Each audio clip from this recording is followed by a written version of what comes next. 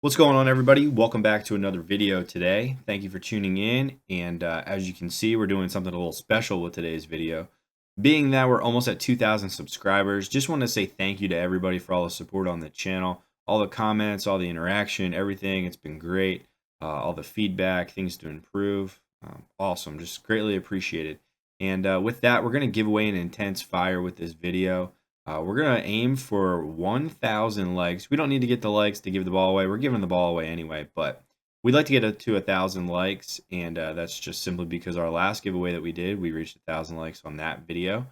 And also, being subscribed helps. That way I can contact you if you are the lucky person that's selected to win. And in order to be entered, what I want you to do is just comment below your favorite PBA or PWBA bowler, or just your favorite professional bowler. They can be an international bowler, a bowler here in the United States. That's completely fine. I'm just curious as to who everybody likes. And without further delaying anything, let's get into today's video. What's going on, everybody? Welcome back to another video here. Quick ball review. Today we're doing a ball reaction comparison video. Now you guys really like these, and we're going to do the intense fire against the intense.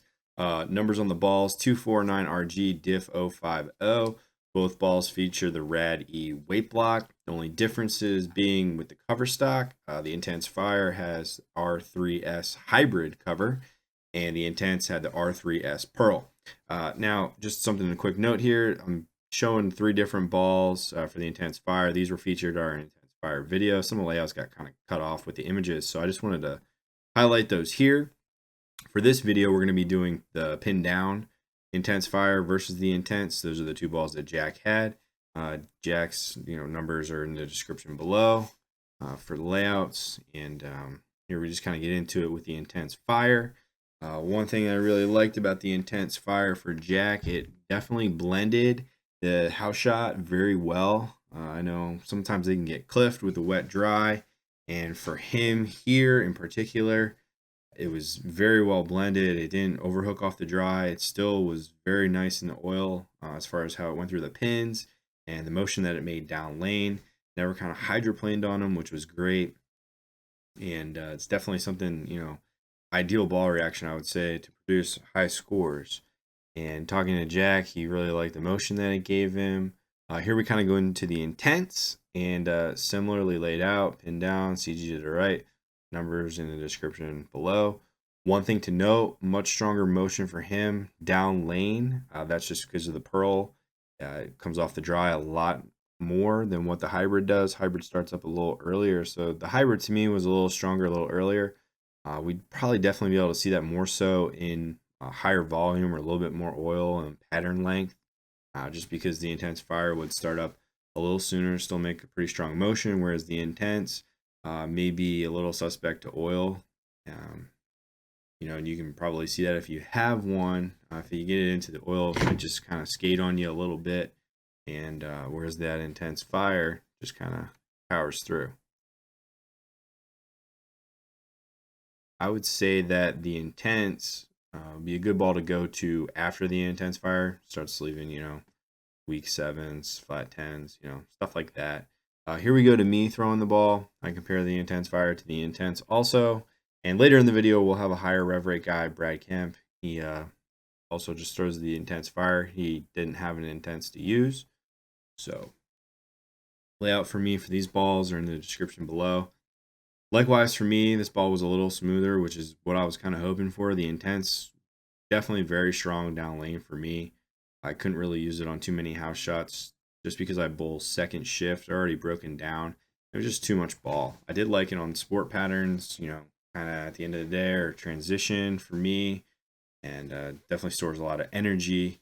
But as far as blending the pattern front to back, I really like the fire. The intense, I had to move about 5 right compared to the fire, and they're very close in layout as far as numbers. Not a whole lot of difference, and you can see in the pictures, kind of where the pins ended up. Both have holes, so it's just something to kind of think about. Again, a pretty true reaction comparison with the layouts that I have. I could definitely miss left with that intense. Here on that last shot, I'd moved the 5 right and stayed there with the intense fire. Left to flat 7. Here we go to Brad Kemp. As you can see, he's got a much higher rev rate. He's testing the ball at our old center that we used to use, Burke's lanes. We still use it from time to time. They just have a little bit higher friction and a little bit lower volume. We've been doing it more at Dutch. Brad did have an intense originally. He had gotten rid of it just because it was too much ball down lane for him. He doesn't need something that hooks that much, especially on a house shot. This, though, definitely blended a little bit more for him. This is the pin-up ball, as you guys saw there, beginning of like his clip. And you'll see when he goes to the pin down ball, it's even better than what this ball was.